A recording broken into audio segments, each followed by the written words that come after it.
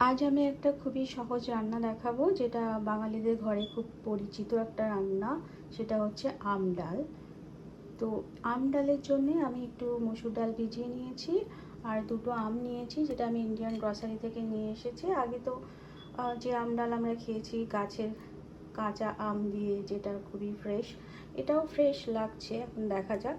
তো এই হচ্ছে আমার ইনগ্রিডিয়েন্টস: মসুর ডাল ভেজানো, একটা শুকনো লঙ্কা, একটা তেজপাতা, আর আম দুটো আমি কেটে নেব। তারপরে পরের স্টেপ আমি রান্না করার সময় দেখাবো। আর আমার রান্নাগুলো ভীষণই সহজ হবে, যেটা অ্যাকচুয়াল আমরা ঘরে করে থাকি, কোনো মশলা বেশি তেল ছাড়াই। এবার আমি ওই ভেজানো ডালটা একটু জল দিয়ে সেদ্ধ করে নেব, কারণ টকটা পড়লে, আম পড়লে ডালটা সেদ্ধ হবে না। তো সেই কারণে আমি একটু সল্ট দিয়ে ডালটাকে সেদ্ধ করে নেব। এই হচ্ছে আমি 300 ml মতন জল দিয়েছি।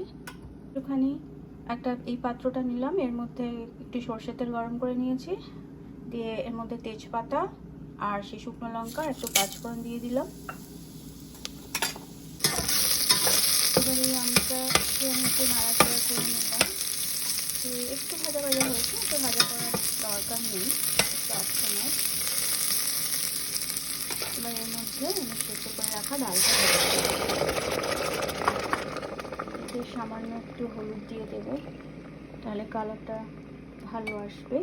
এই সামান্য একটু হলুদ দিয়ে দিলাম, দিয়ে আমি এটাকে চাপা দিয়ে দেবো, দিয়ে আমগুলো যতক্ষণ না সেদ্ধ হচ্ছে। এই যে আমার আম ডাল একদম রেডি। আমি নামানোর আগে অল্প একটু চিনি মিশিয়ে দিয়েছি। এটা অপশনাল, যদি চিনি পছন্দ না করেন দেওয়ার দরকার নেই, তবে টকের সাথে সাধারণত একটু চিনি দিলে ভালোই লাগে।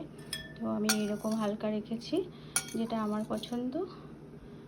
আর এটা তো আগে গ্রীষ্মকালে খুব খাওয়া হতো, বাড়িতে মা বানাতো, যারা রান্না করার কাজের লোক ছিল তারাও রান্না করতো। তো ভালোবেসে কতটা খেতাম জানি না, তো এখন খেতে খুব ভালো লাগে। যে এটা একটা অথেন্টিক বাঙালি রান্না, যেটা বৈশাখ মাস পড়লে খেতেই হবে, গাছের ফ্রেশ আম দিয়ে আম ডাল।